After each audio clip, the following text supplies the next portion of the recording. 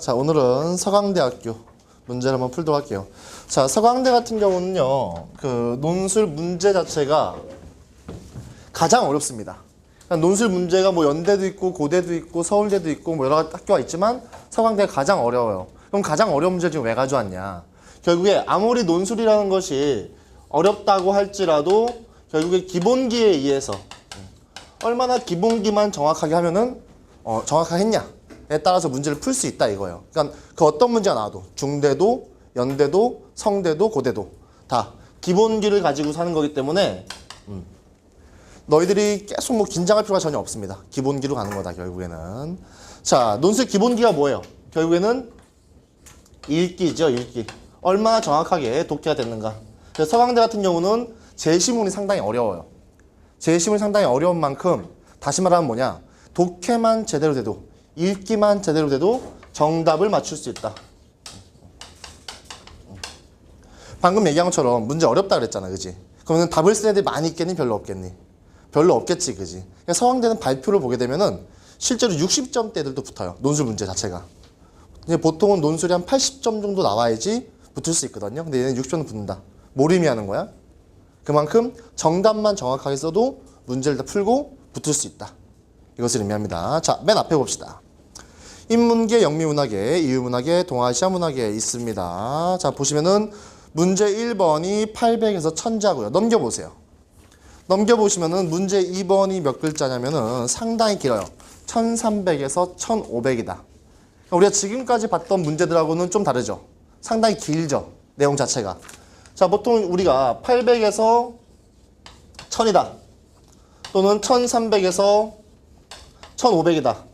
이러면 이제 학생들이 이 분량 자체가 길기 때문에 상당히 긴장하게 되는데 실제로는 아무리 긴 문제라도 하나하나 맞춰 나가는 거예요.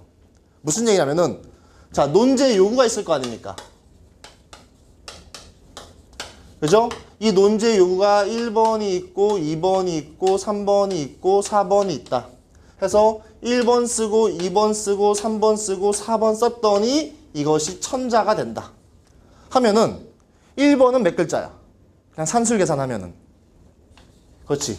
250자밖에 안 되는 거지, 그지? 결국에는 250자, 300자, 400자가 뭉쳐가지고 1000자가 되고 2000자가 되는 거기 때문에 문제의 길이가 길다.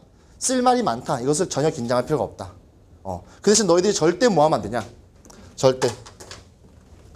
특히 길이가 긴 글 같은 경우는 절대 너희들이 글짓기를 시도하시면 안 돼요. 학생들이 300자, 400자 만나잖아. 그러면은 정답 써야지. 이런 판단을 한단 말이야. 하는데 길이가 기니까 바로 갑자기 본인의 원래 모습으로 돌아가가지고 글짓기를 막 시도해요. 이거는 절대 안 된다라는 거야. 다시 한번 강조하지만 문제의 길이가 아무리 길다고 해도 각각의 항목이 모여서 되는 거기 때문에 우리는 단문 쓰기처럼 접근해가지고 하나하나 맞춰가면 된다. 자, 그럼 논제 1번 볼게요, 한번. 자, 논제 1번 딱 보시면요. 제시문 가를 참고하여 나와 다의 논지를 비교 대조하라 해가지고 2013년도 아주 따끈따끈하죠. 작년 문제죠. 제시문 가를 참고하여 제시문 가를 참고하여 나와 다의 논지를 비교 대조하라. 나와 다의 논지를 뭐하라? 비교 대조하라. 자, 문제가 어떻습니까? 논제가 상당히 깔끔하죠, 그죠? 딱 정확하게, 그죠? 이게 뭐냐? 상위권 대학의 포스다. 우리가 보는 상위권 대학으로 가면 상위권 대학으로 갈수록 논제가 아주 간소하게 나와요. 근데 우리 예전에 뭐 특정 대학을 지금 비하하는 건 절대 아닙니다. 첫 번째 동국대 풀었었잖아, 그지? 동국대 논제가 어때요? 논제가 상당히 길죠, 그죠? 근데 얘는 보면은 논제가 정말 깔끔하게 딱 뭐뭐 해라고만 얘기하고 있어요. 뭐가 전혀 없어요. 그렇지. 제시문에 대한 정보가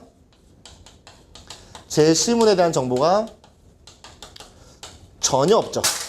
한 개도 없죠. 무슨 얘기겠습니까? 이거 찾아내라 이거죠. 찾아내라. 이것이 상위권 대학의 어떤 특징입니다. 논제, 딱 조건만 주고 정보를 전혀 주지 않는 거죠. 자, 가를 참고해서 나와 다를 비교 대조해라. 했잖아요. 그죠? 그럼 이 참고에다 동그라미 쳐보세요. 요 말은요. 기준으로 바탕으로 다 같은 말입니다. 뭘 기준으로 해라. 뭘 바탕으로 해라. 같은 말이에요.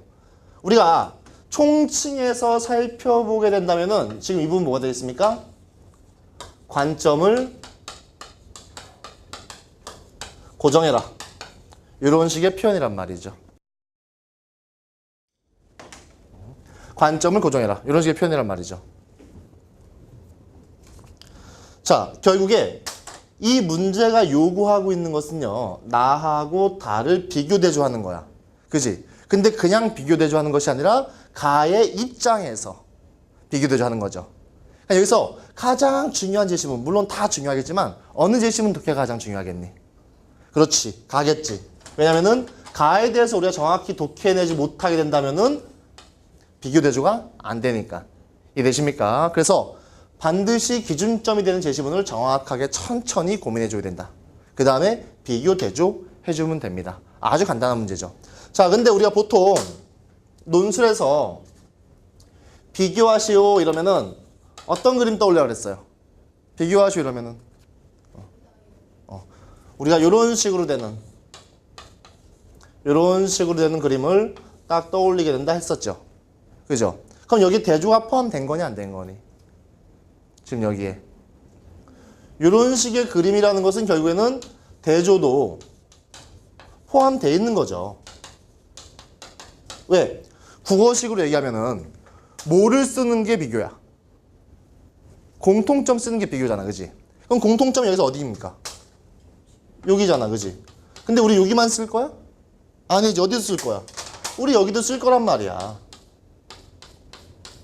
그렇죠? 그러면 원래는 비교하시오 라고만 해도 문제가 성립되는 거지. 그럼에도 불구하고 대조란 말이 들어가 있는 이유가 뭐가 되겠습니까? 대조란 말이 왜 들어가 있는 걸까요? 그렇지. 차이점을 부각시켜라. 이것이 일종의 이 논제의 어떤 핵심이라고 볼 수 있습니다. 왜냐? 비교란 말만 있어도 다 대조할 건데 대조란 말을 특별히 넣어줬으니까. 이해되십니까? 그래서 이 문제를 출제하신 분이 아무래도 차이점을 정확히 쓰기를 바라는 것 같다. 어떤 차이점? 가와 나의 차이점. 이해되십니까? 근데 이 차이점을 구분하는 포인트는 뭐야? 가를 기준으로. 오케이, 이해됩니까? 다시 한번 정리할게요. 자, 가를 참고해서 나와 다의 논지를 비교대조하시오 했단 말이죠. 그러니까 가를 참고하라고 했으니까 가가 기준점이 되는 거란 말이죠.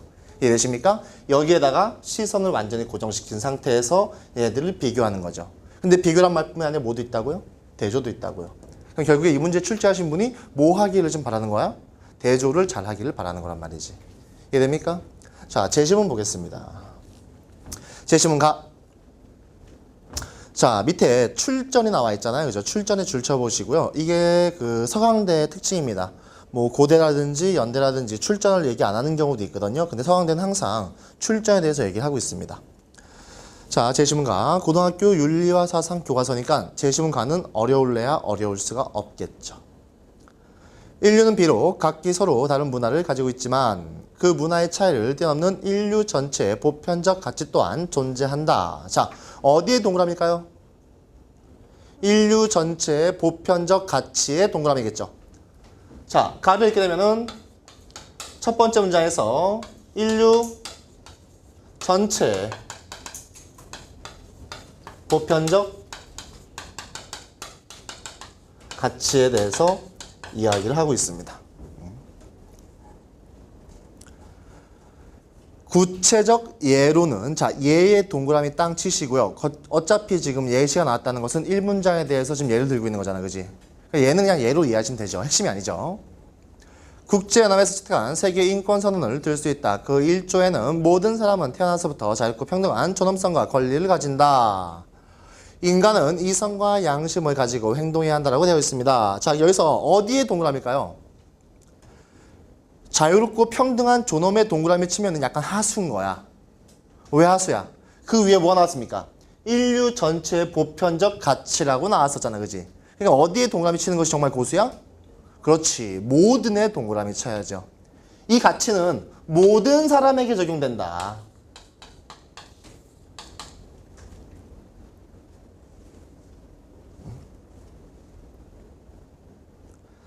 실제로 인간은 인종, 피부색, 성별 혹은 종교와 정치상의 의견 차이, 출신, 재산 등에 의해서 차별받아서는 안 되며 기본적으로 동등한 권리를 누려야 한다. 자, 어디에 동그라미야? 동등한 권리의 동그라미겠지.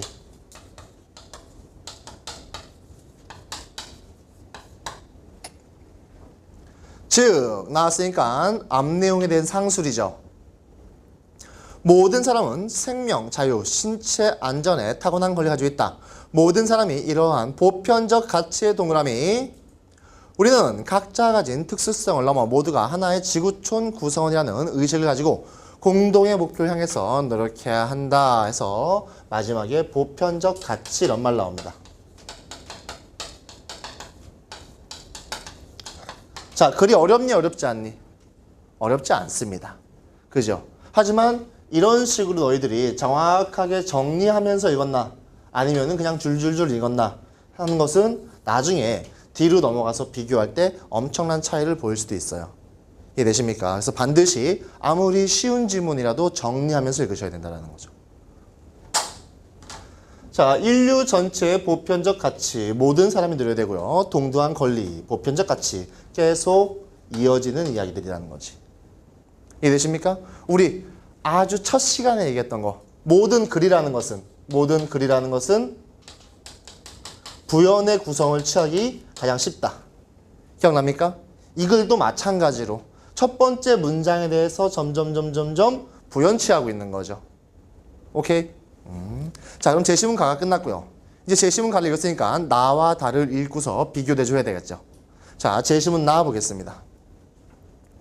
유럽적 보편주의와 보편적 보편주의 간의 싸움은 현재 세계의 핵심적인 이데올로기 투쟁이며 그 결과 다음 25년에서 50년 사이에 진입하게 될 미래의 세계 체제가 어떻게 구성될지 결정하는 데 중요한 요소가 될 것이다. 까지 한번 끊어볼게요. 자, 지금 제시문 나에서는 일단 두 가지 개념을 좀 얘기하고 있습니다. 첫 번째 뭐야? 그렇지, 유럽식 보편주의. 하나는 뭐야? 보편적 보편주의. 이 두 가지가 지금 어떻게 가고 있다는 겁니까? 대립적 관계로 또는 경쟁적 관계로 가고 있다는 거지. 이해되십니까? 자, 보시면은 유럽적 보편주의와 보편적 보편주의 간의 싸움은 현재 세계의 핵심적인 이데올로기 투쟁이며 그 결과 다음 25년에서 50년 사이에 진행하게 될 미래의 세계 체제가 어떻게 구성될지 결정하는 데 중요한 요소가 될 것이다. 자, 칠판 보세요. 자, 너희들이 조금 완성된 어떠한 그 수험생이라면은 이 단어 자체에 문제가 있다는 걸 좀 아셔야 돼요. 자, 우리 보편주의 뭔지 알잖아, 그지? 보편성을 가지고 있는 게 보편주의겠지, 그지? 보편주의에서 이 집만 들어가게 되는 거니까 결국에는. 이해되십니까? 그러면은 유럽적 보편주의라는 단어 자체가 성립하니 성립하지 않니? 유럽적 보편주의라는 단어 자체가 성립하니 성립하지 않니? 성립할 수가 없겠지, 그지? 왜냐면은 전 지구에 공통되게 적용되는 것이 보편이겠지. 그지? 근데 유럽적 보편주의라는 것은 유럽에만 적용되는 보편이라는 얘기잖아. 그러니까 이 단어 자체가 사실은 모순이 있는 거지, 그지? 이해되십니까? 그러면은 보편적 보편주의가 사실은 좀 더 옳은 얘기가 되겠지. 그럼 얘는 지금 뒤에 이 보편이란 단어가 붙기는 했지만 사실은 뭘 얘기하는 거겠니?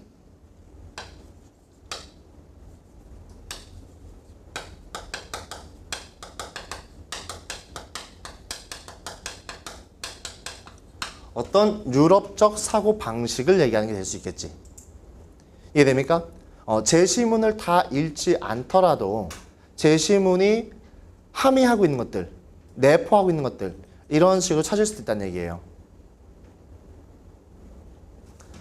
유럽적 보편주의와 보편적 보편주의 간의 싸움은 현재 세계에서 핵심적인 이데올로기 투쟁이며 그 결과 다음 25년, 50년 사이에 진입하게 될 미래의 세계체제가 어떻게 구성될지 결정하는 데 중요한 요소가 될 것이다.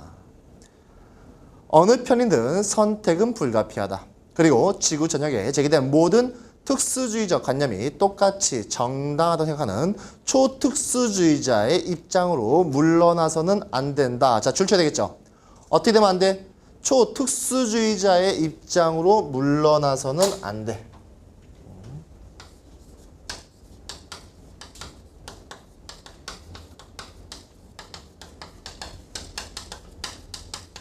자, 여기서 이 초특수주의자는 앞에 초라는 것은 추월했다, 넘어섰다 이런 얘기잖아요. 그죠? 그러니까 여기서 뭐 얘기하는 거야? 특수주의자를 얘기하는 거잖아요. 그지? 이 특수주의란 말은 어떻게 되겠습니까? 요것과 이렇게 상대되는 어휘가 될 수 있겠죠. 이해됩니까? 근데 이것은 된다, 안 된다? 안 된다. 오케이? 초특수주의는 불평등하고 비민주적인 세계체제를 유지하고자 하는 유럽적 보편주의 세력과 현재의 강자들에게 은밀하게 굴복하는 것에 지나지 않기 때문이다. 기존 세계체제에 대한 진정한 대안을 내세우려면 우리는 보편적 보편주의, 즉 성취할 가능성이 있으나 자동적으로 혹은 필연적으로 실현될 것이라는 보장이 없는 보편주의를 선언하고 제도화할 기회를 찾아야 한다. 결국에는 우리는 어떻게 가야 된대요? 보편주의로 가야 된다. 보편주의로 가야 된다라고 얘기하고 있는 거죠. 인권과 민주주의라는 개념, 보편적 가치와 진리의 기초에 있음을 근거로 내세우는 서구 문명의 우월성, 시장에 대한 복종의 불가피성, 이 모두는 우리에게 자명한 관념들로 제시된다. 그러나 이 세모 딱 쳐보시고요. 그것들은 결코 자명하지 않다에 줄 쳐보시고요. 그것들은 주의 깊은 분석이 필요한 복합적 관념이며 소수가 아닌 만약에 소용되고 온당하게 평가되기 위해서 그 유해하고 비본질적 요소가 제거될 필요가 있다. 이러한 관념들이 애초에 어떻게 누구에 의해 그리고 어떤 목적으로 주장되었는지를 이해하는 일은 이러한 평가 작업의 필수적인 부분이다. 했습니다. 자, 이 뒷부분에 보시면은 누구나 자명하다라고 생각하는 어떠한 개념들에 대해서 우리는 어떻게 해야 된대요? 그냥 다 받아들이면 된다는 얘기야? 아니지. 뭐 해야 된대요? 의심해야 된다 이런 얘기란 말이지. 자, 너희들 그 사회 시간에 배웠던 뭐 떠오르지 않니? 응? 문화상대주의 이런 거 안 배웠습니까? 문화획일주의, 문화상대주의. 그죠? 그래서 여는 지금 우리가 유럽적 보편주의와 보편적 보편주의가 대립하고 있는데 우리는 어디로 물러서면 안 돼? 초특수주의자. 너도 맞고 너도 맞고 너도 맞고 너도 맞아. 다 맞아. 쪽으로 물러서면 안 된다는 거야. 그죠? 하지만 우리가 보편주의라는 개념을 가지고 우리가 모두가 자명하다고 생각하는 것들, 그것이 정말 자명한지도 한 번은 의심해 봐야 된다는 얘기지. 이해되십니까? 거기 예시로 뭐가 나왔습니까? 예시로 서구 문명의 우월성, 시장에 대한 복종의 불가피성, 또는 위에 보면은 인권과 민주주의. 이 모든 것이 우리가 아주 좋다라고 생각하지만 사실은 정말 좋은지는 고민해 봐야 된다는 거. 오케이? 다음 단락에 국제연합은 1948년 그 이데올로기적 중심 항목으로 세계 인권 선언 내세웠다.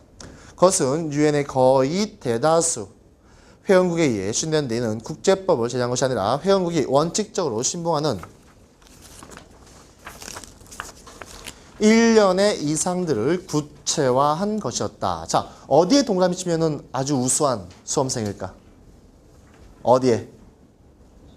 어디에? 그렇지. 맞춰봐. 어디에? 어디에? 어디에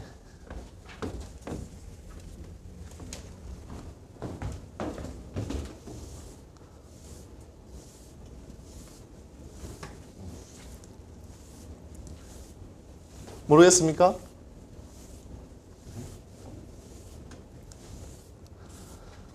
자, 신봉의 동그라미죠.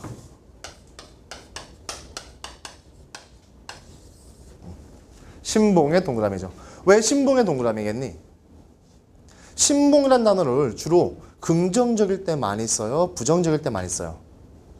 부정적일 때 많이 쓰죠.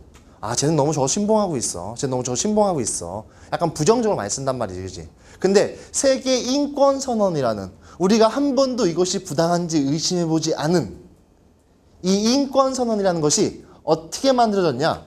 우리가 신봉하는 것들로 의해서 만들어졌다는 얘기야. 이해되십니까? 그렇다면은 앞에서 얘기했던 자명하다고 생각하는 것들을 의심해봐야 한다 라는 내용과 지금 이 신봉이라는 단어가 정확히 맞아 들어가는 거죠. 이해되십니까? 자, 하지만 인권 문제가 난 정부 간의 관심이 거의 존재하지 않았기 때문에 그 공백을 메우기 위해서 수많은 이른바 비정부 기구들 추정이 되었다. 전 세계적으로 인권을 지키기 위한 직접 행동에 짐을 떠맡았던 NGO들은 크게 두 종류로 나뉜다. 한편에는 국제사면위원회로 대표되는 부류가 있다. 이 위원회는 개인에 대한 남용되는 불법적인 구금 사례를 공론화하는 데 전념했다. 국제적으로 여론을 결집하여 압력을 가하는 직접적인 방법이나 다른 정부들을 통해 제소된 정부의 정책 변화를 유도하려 했었다. 다른 한편 국경 없는 의사회 대표되는 부류가 있다. 이 단체는 국제적십자에 주도한 전략적 반평화되어 왔던 중립성이라는 망토를 걷어내 정치적 분쟁 지역에 직접적인 인도적인 원조를 도입하려 했었다. 이런 비정부 활동들은 특히 1970년대 시작된 일정한 성공을 거두었고 그 결과 널리 확산되었다. 또한 이러한 인권 공세는 국제 차원의 새로운 활동의 주동력을 얻었다까지 끊어보세요. 지금 이 서강대가 원래 문제를 좀 어렵게 출제하기 상당히 유명한 학교거든요. 근데 이게 제10문제 출전이 있다 그랬잖아, 그지? 또 밑에 보면 출전이 있어요. 유럽적 보편주의라는 출전이 있습니다. 출전이 있기 때문에 교수님이 쓰신 게 아니란 말이야. 쓰신 게 아니라 어떤 책에서 따왔단 말이지. 그러다 보니까 뭐가 있는 거야? 요 표시가 있는 거지. 요 표시가 있는 거지. 이거 어떤 표시니? 이거 그렇지. 중략이겠지, 중략. 자, 이렇게 중략이 있다는 것은 사실상 단락을 구분해줘야 되니 구분하지 않고 그냥 다 뒤에 줄줄 붙여야 되니 구분해줘야 되겠지, 그지? 한번 생각을 해보세요. 이렇게 어떤 원전이 있단 말이야. 원전이 있으면은 결국에는 내가 필요한 부분들만 이렇게 해서 내가 필요한 부분들만 잘랐었단 말이지, 그지?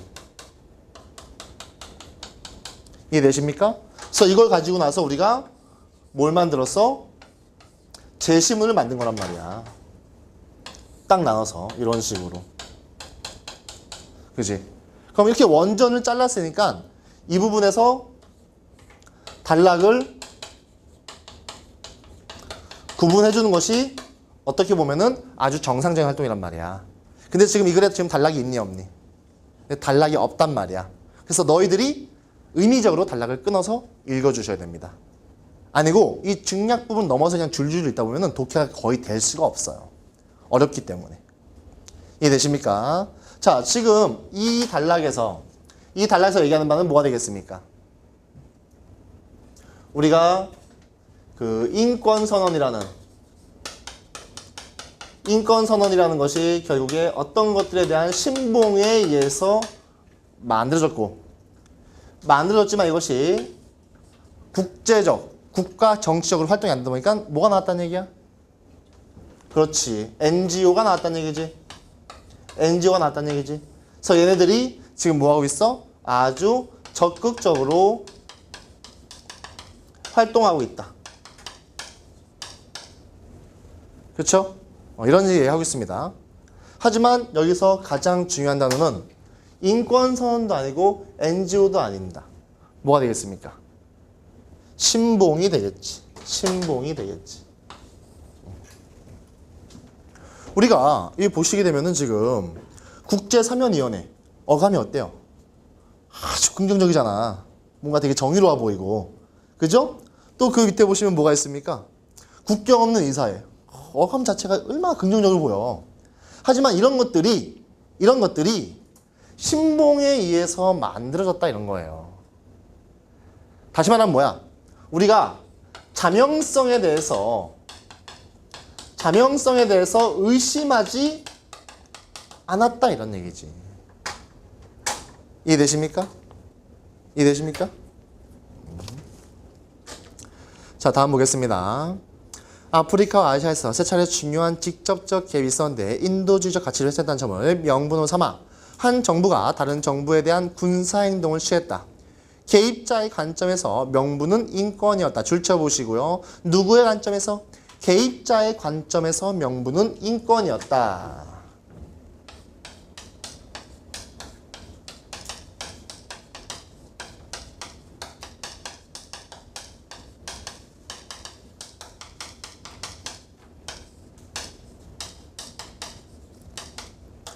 자, 요 말은 사실은 안에 뭐를 내포하고 있는 거니? 이 말은 사실은 안에 뭐를 내포하고 있는 거야? 개입을 당한 자의 입장에서는 인권이 아닐 수도 있다는 이런 얘기예요. 그죠? 이거 사실 우리가 다 알고 있는 거야. 미국이 이라크를 왜 쳐들어갔니? 명분이 뭐였어? 후세인의 독재로부터 너희들을 우리가 해방시켜줄게 이거잖아. 그지? 근데 우리는 사실 그게 명분일 뿐 실질적인 목적이 아니라는 거 알고 있잖아. 이해되십니까? 일본이 우리나라 강점할 때, 우리 얼마 전에 8.15 했잖아요. 그죠? 일본이 우리나라 강점할 때 명분이 뭐였어? 니네 너무 미개하니까 우리가 개화시켜줄게. 이해되십니까? 개입자의 관점에서 명분이 인권일 수 있다는 거지 실제 당하는 사람은 아닐 수 있다는 얘기예요. 우리가 너무나 자명하다고 생각하고 너무나 고귀하다고 생각하는 어떤 인권이란 단어, 민주주의란 단어, 이것이 우리의 입장이라는 거지 당하는 사람의 입장이 아니라는 거죠. 이해되십니까? 이게 얼마나 아름다운 지문이야. 어? 아, 그렇지 않나요? 왜 바로 비웃는 거야? 아름답지 않아요? 훌륭한 지문이에요. 자, 나아가 폭력적인 수단의 사용만이 명백한 악을 박멸할 수 있다는 구실로 개입자 모두 그들에 속한 사회뿐 아니라 세계적인 다른 지역으로부터 충분한 승인을 받았다. 문명인에게 야만성을 억압해야 할 의무가 있다고 강조한 주장에 기초한 인권운동은 그냥 인권운동이 아닙니다. 문명인에게 야만성을 억압해야 할 의무가 있다고 강조하는 주장에 기초한 인권운동은 지금도 계속되고 있다. 결국에 지금 이 글 전체적으로 지금 일종의 문명사회가 벌이고 있는 인권운동이라는 것을 긍정적으로 보는 거 같니? 부정적으로 보는 거 같니? 그렇지. 부정적으로 보고 있는 거지. 이것이 포인트입니다. 우리가 일반적으로 생각하는 통념과 반대되는 이야기를 하고 있는 것이 포인트겠지. 이게 문제가 좀 어려운 문제가 나올 때 항상 이런 게 많이 나와요. 우리 전에도 얘기했지만 뭐 불평등 이런 단어가 나왔단 말이에요. 불평등이라는 단어 우리가 좋아해 안 좋아해? 안 좋아하잖아. 그지? 근데 그 지문 안에서 그 불평등이 어떻게 쓰일 수도 있어요? 아주 긍정적인 의미로 쓰일 수도 있다는 거. 오케이? 자, 제시문 내용 한번 정리해 볼게요. 자, 이쪽 먼저 보세요. 칠판 보시면은 자, 유럽적 보편주의하고 보편적 보편주의가 대립하고 있다 그랬습니다. 그렇죠? 그래서 우리는 절대 뭐가 되면 안 돼? 초특수주의자의 입장으로 물러서면 안 돼. 다시 말하면 뭐야? 어떤 보편적 개념을 가지고 접근해야지 너도 옳고 너도 옳고 너도 옳고 너도 옳고 하다 보면은 결국에 정말 옳은 것은 없어지는 거잖아. 그거는 안 된다 이거야. 근데 우리가 이 보편주의 안에서 너무나 자명하다 생각하는 어떤 인권, 민주주의 이런 것들도 사실은 다시 한번 의심해 봐야 돼. 정말 자명한지. 이해되십니까? 그 다음에 무슨 얘기가 나오고 있어요? 인권선언 얘기가 딱 나오면서 우리가 신봉하고 있는 가치들로 만들어졌다. 아, 신봉이란 단어. 그죠? 그리고 NGO들의 어떠한 적극적 활동, 개입을 얘기하고 있다. 하지만 이것들이 결국에는 무슨 얘기야? 개입자의 관점에서 이루어지고 있는 것들이지 개입당한 자의 관점은 아닐 수도 있다라는 거야. 이해되십니까? 그래서 내가 예를 들어줬죠. 일본이 우리 강점할 때나 이럴 때 마찬가지라는 거죠. 자, 그래서 재심은 나가 상당히 어려워. 이게 실제로 이제 여러분들은 지금 내가 읽으면서 같이 풀어주니까 뭐 어렵다 생각이 좀 들 수도 있겠지만 일반적으로 아이한테 읽어 이러면은 내용 독해 못하는 경우가 상당히 많아요. 독해만 정확하게 돼도 사실은 좋은 거를 쓸 수 있겠죠. 자, 재심은 다 보겠습니다.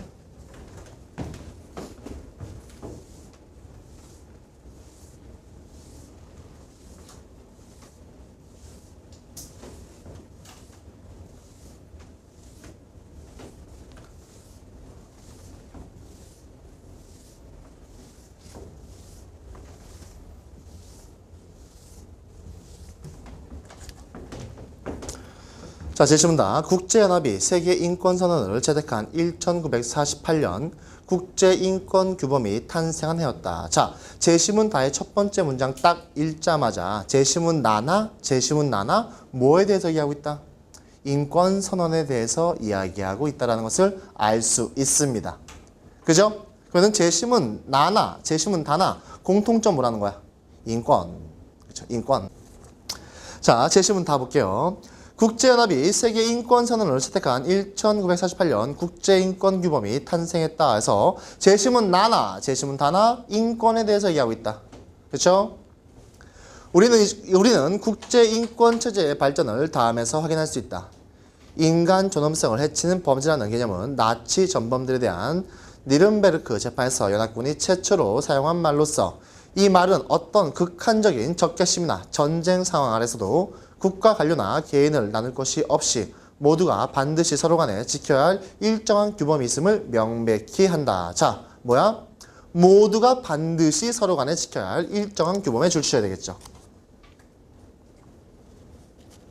인종청소, 대량살상, 강간, 그리고 적군에 대한 잔인하고 비정상적인 처벌, 무차별적 또는 조직적 공격을 가할 때 쓰이는 수족 절단형 무기 사용 등을 금지하며 그리고 이와 같은 행위에 책임 있는 사람은 비록 그가 국가 관료이든 아니면 과거에 관료였든 간에 상관없이 또한 그가 명령을 받아 수행했던 자랄지라도 그와 같은 사람들을 기소하고 처벌할 충분한 이유에 대한 인정 등을 포괄한다.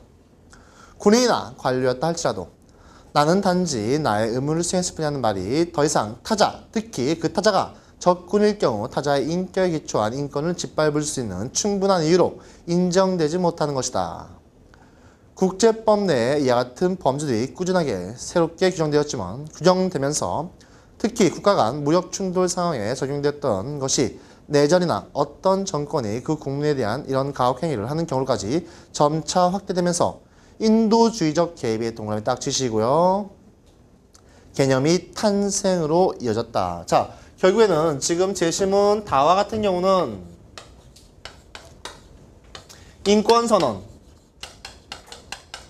인권선언으로 만들어진 어떠한 개념이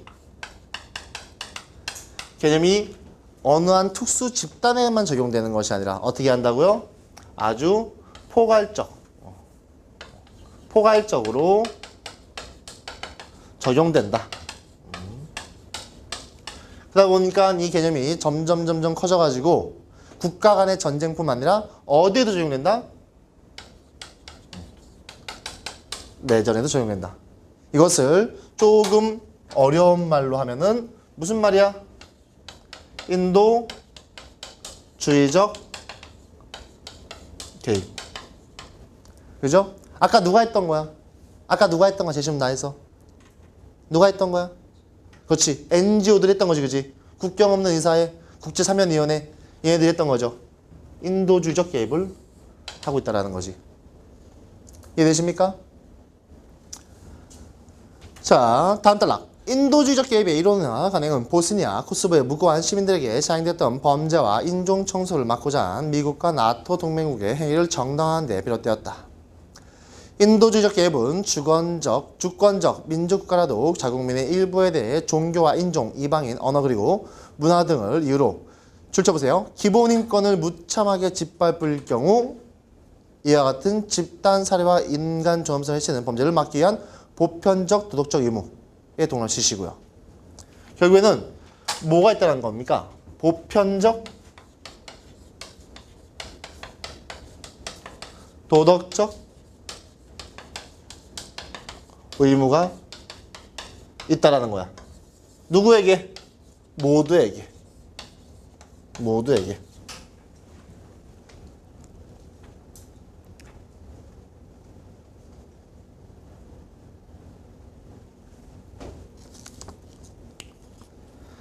이 경우 인권 규범이 국가 주권을 상회하는 것이다. 그 해석과 적용을 둘러싸고 여러 가지 논란이 일고 있지만 어쨌든 인도주의적 개의 동남치시고요.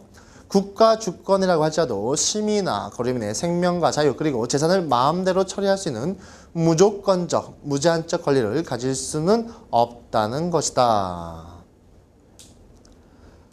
국가 주권이 더 이상 시민이나 거류민의 운명에 관한 최종 신급일 수는 없는 것이다. 자, 누가? 국가 주권이 결국에 뭐를 침범할 수는 없어? 보편적 인권을 침범할 수는 없다. 그렇죠?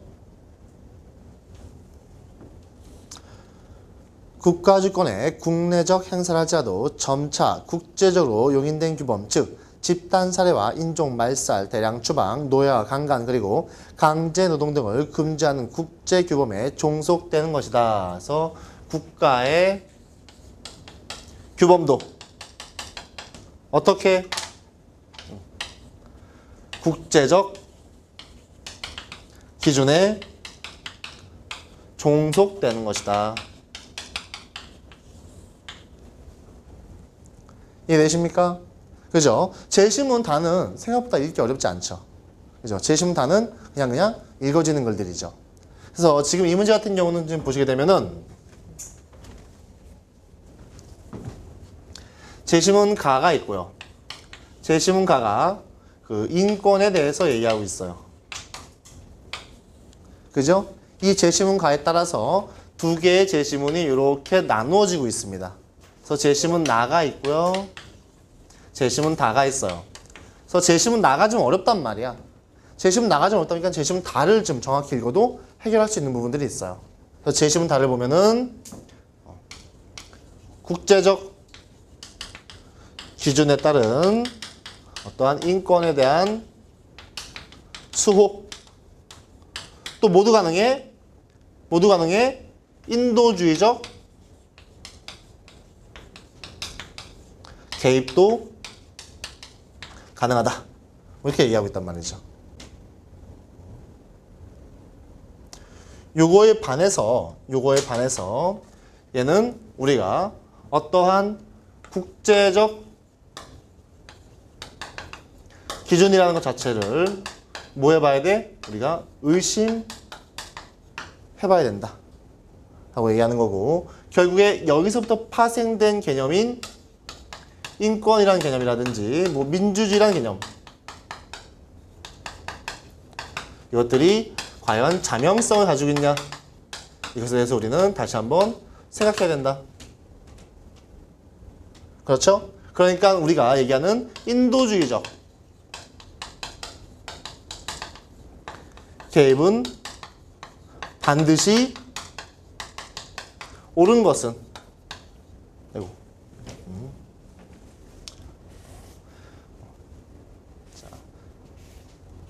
이것을 우리가 항상 옳다고 정당하다고 볼 수는 없다.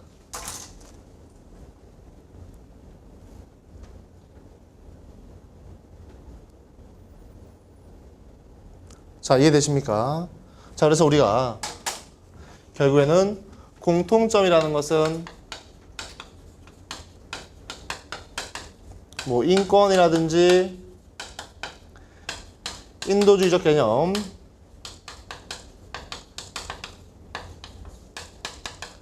개념이라든지 이런 것들로 쓸 수 있다는 얘기고요. 결국에 차이점이라는 것은 인권을 바라보는 어떠한 두 개의 시각이 될 수 있겠죠. 오케이. 질문 있습니까? 질문.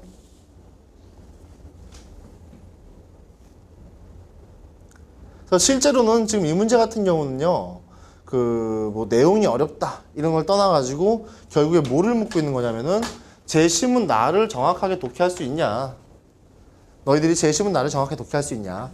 제시문 나가 가지고 있는 함의, 과연 인권이라는 개념, 어떤 민주주의라는 개념, 우리가 국제적으로 너무나 자명하다고 생각하는 개념들이 정말 자명한 것이냐? 이 정도의 의심이 될 수 있겠죠. 오케이. 또 질문 있으면 하세요. 우리 언제나 질문이 없잖아. 오늘쯤 있을 수도 있잖아. 그죠? 질문 있으면 하세요. 자, 질문 없으면은 잠시 쉬었다가 여사도 하겠습니다.